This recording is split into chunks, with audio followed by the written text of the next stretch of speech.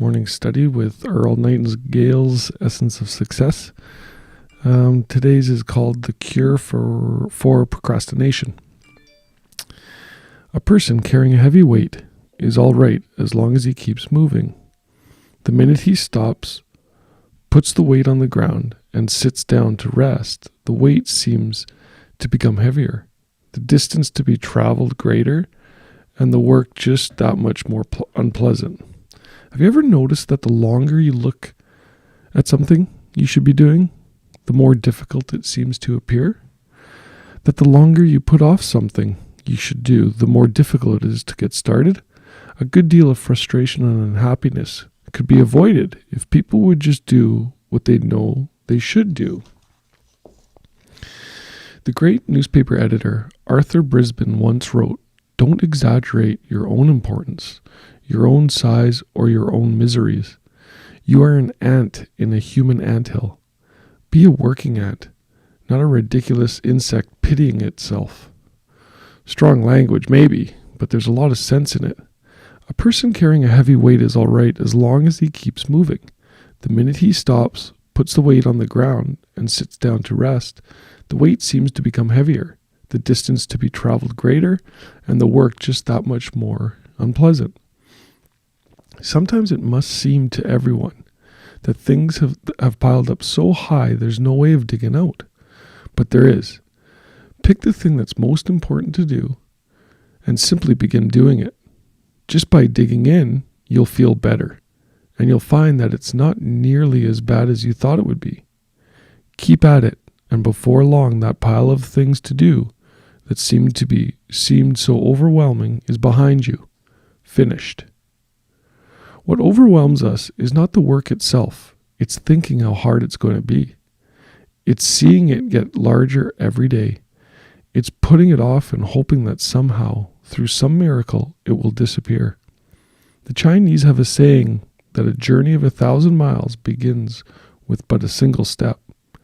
And that step accomplishes two things. First, it automatically shortens the distance we will have to travel. And second, and just as important, it makes us feel better, more hopeful. It strengthens our faith. And if a person will just keep putting one foot in front of the other, he will be taken into new and exciting places, see new and interesting things, and think thoughts that never would have come to him if he'd remained at the starting point. And then the journey is finished.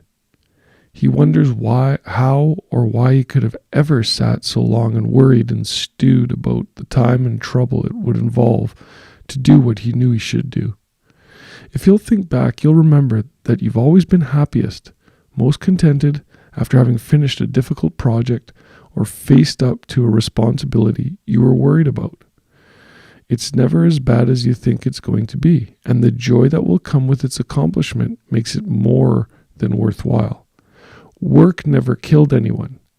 It's worry that does the damage. And the worry would disappear if we just settle down and do the work. As Calvin Coolidge put it, all growth depends upon activity.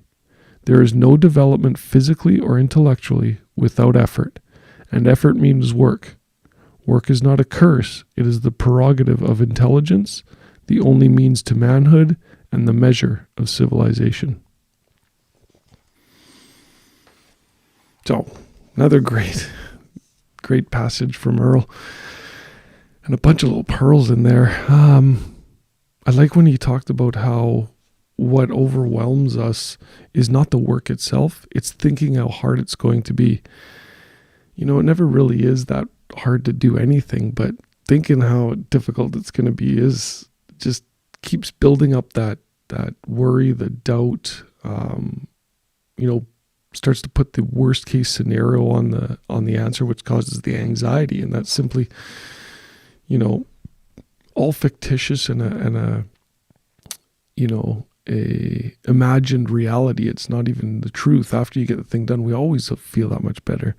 The reason you feel better when you complete something is because of that dopamine dump we get. Whenever there's a victory or success or completion, you do get a dopamine dump, and that's the thing that keeps you moving to the next one. So, what Earl says is make a list of your your to-dos and just start at the most important and start chipping away at it.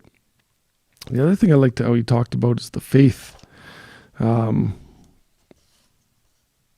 love that it strengthens faith. As soon as you take that first step, as he was using in the ancient Chinese proverb, that it automatically shortens the distance to the end result. So just by starting, you do that. And then the other thing it does, it makes you feel better, hopeful, and it strengthens our faith. So just by continuing to do the little steps, right, you begin to build the faith that completion is going to happen, success is at the end. Work never killed anyone. It's worry that does the damage. The work has never, killed anyone. It's never the hard part. It's, the worry that we create that increases our stress.